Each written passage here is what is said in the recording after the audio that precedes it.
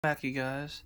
So I'm not going to try to make this video very long, but I just wanted to explain a little bit about why I wasn't able to show you guys the machine moving yet yesterday, because I was having some trouble trying to get my laptop to actually connect to the motherboard. So this is my favorite motherboard. It is only an 8-bit board. It's not the 32 bits like those um was it Beach Tree, I believe is what it's called. The SKM or whatever SKR versions. I don't have any of those because they're actually kind of difficult trying to get set up with the universal the US code. I think some kind of like coding. It's not really Arduino. It's connected kind of to Arduino. You can add it, but the VS code, that's what it's called. But I don't actually like that. I did buy a 32-bit board many years ago, the SKR version 1.0 Pro, I believe, and I never got a chance to use it because I was having a hard time trying to get the coding to work. But either way, this is my favorite motherboard. This is called the MKS Gen L version 1.0 motherboard, and I just got this a few months ago from eBay because I did order one from Amazon, but the seller, I guess, it wasn't working, so I had to give that back because it's basically damaged or not working right. But this one from eBay actually works fantastically. But as you can see, I got this black wire. That is my favorite USB, I guess, Type B connector. I use that one for my Octoprint for my longer LK5 Pro 3D printer because I have Octoprint on a Raspberry Pi, so this is the cord that I would use. So since I have these other ones that have for the other motherboards, these are the blue versions, and I was trying to use these. One of them actually connects really well, but doesn't actually connect to the computer. So I was like, well, maybe it's the computer, maybe it's the cord. So since I knew that this black cord that I have here works well, I went ahead and connected that up to the laptop, and it seems to be working just fine. So I will be testing out these other cords that I have here just to see if it was just the information for the computer or what. But I want to show you. I have a this is a note skip the God, I forget the name of this. My sticky note. I saved some of this information from my Merlin firmware. This is the very old version of Merlin. It is, I believe, 6.1 or 1.6, 1.16, I think, something like that. It'll be over here. Let me see if I can find the file here. Open it up. Anyway, so yeah, the version 1.16.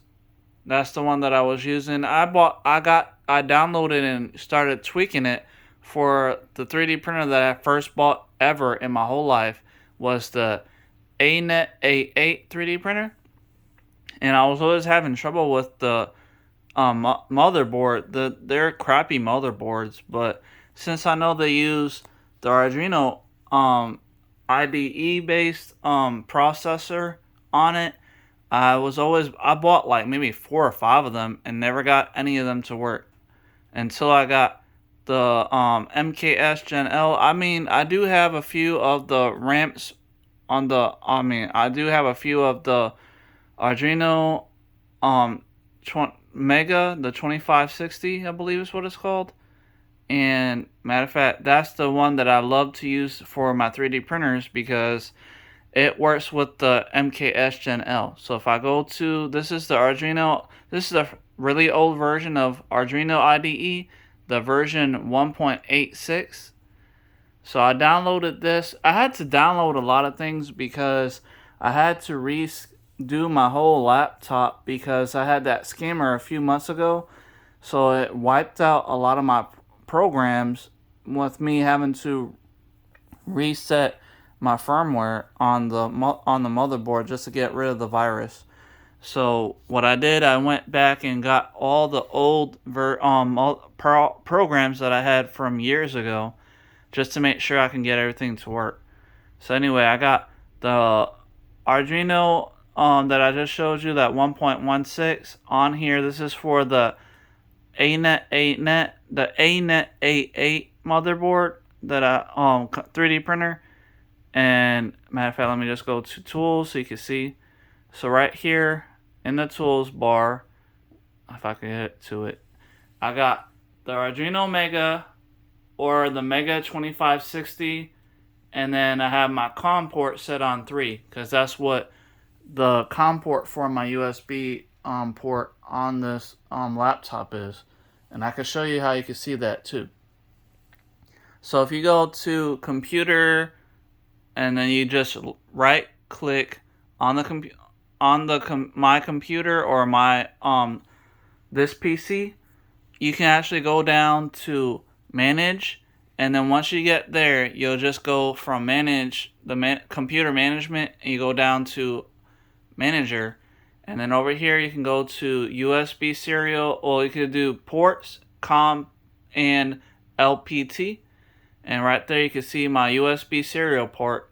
The 340 is COM port 3. So that's why I have this one set up for COM port 3. Anyway, so with that being said, I still have some tweaking to do because I need to make sure that the stepper motors are moving in the right direction.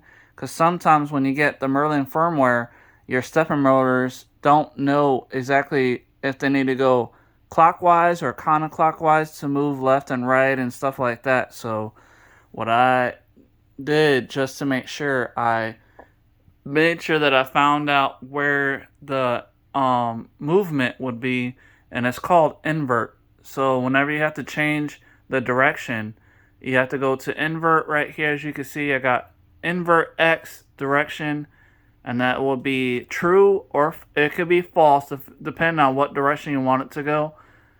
And then I got true set up for all these, but if I have to change it to false, I can change that. And the same thing goes for the extruder motor. So if you have extruder 1, 2, 3, and 4, depending on how many extruders you have for how many different types of filament you're trying to print out, you can change that as well. Mine is going to be on E0 because of the fact that I only have one extruder. I don't need two. So all of them are set for false, which is fine with me. I don't care. But if I have to change it, I can just change it to true, and that will change the direction. But either way, now what I'm going to do, just to show you that everything is actually working well, I'm going to double check to make sure I'm not connected to... I do have another program that connects my motherboard to my 3D printer, basically. Or the program that connects to the motherboard for the 3D printer. It is called Pronter Face. And I use that a lot for whenever I'm testing out directions and seeing if everything is connected or working. So if it can't connect, then that's what I was having trouble with yesterday. It wasn't able to connect. Even though I knew what the baud rate was and everything, it just wasn't connecting.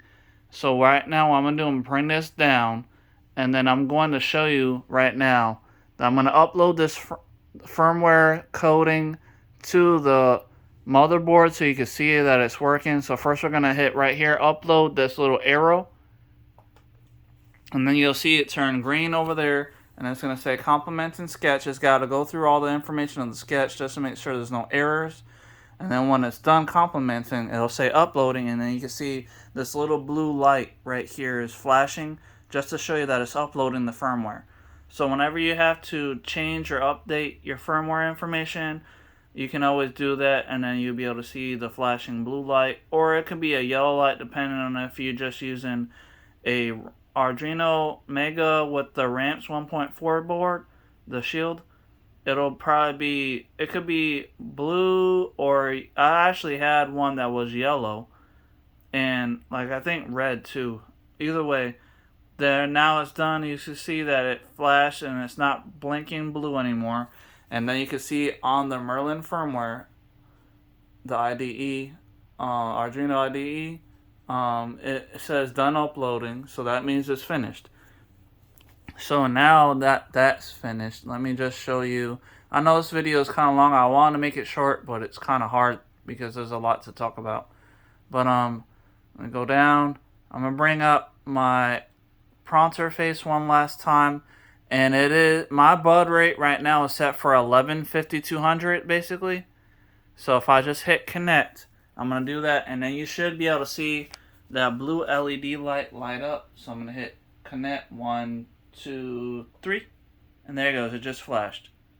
Disconnect, and now let's connect one last time, and there you go. Saw it flash, and now it even says on here on the prompt interface information. Prompt interface is a great starter for you to find out any issues you may have with your 3D printer. You can actually find out if the end stops are already triggered or not triggered. That means if they're not already to the end, or if they need to be triggered or whatever. And you can actually print off of here using like an SD card. You can actually click on SD card and it'll let you know. But see right here it says echo SD initial fail. So it's because my SD card or my LCD with the SD card attachment isn't connected right now. So that's why it's showing you that information that it failed, because it's not connected. But once I get my LCD connected, then it'll be able to show that it's connected, and it won't even show that error information or echo information. And either way, I wanted to show you guys this. And if you want to see more on the next part about the stepper direction and seeing hopefully the machine working, then I'll definitely do that. But I'm pretty sure the next part I'm going to be testing out these blue USB cords just to see if they actually can connect to the motherboard, just like how this black one is doing just fine. But right now I'm gonna stop this part. We'll go into the next part just to see it. And if you see the next part, then obviously everything seems to be working, or I'm just testing out the other USB type B cords. But if not, then what I'm probably gonna wind up doing is probably buying me a brand new USB type B cord, so that way I can actually save this black one, since I know it works well with my 3D printer that I currently do have and use right over there, the longer LK5 Pro, with my Merlin, my Octoprint the Raspberry Pi server. So I really don't want to keep using the black cord for anything other than that one. Either way, thank you guys for watching. I'll see you guys on the next episode. Goodbye.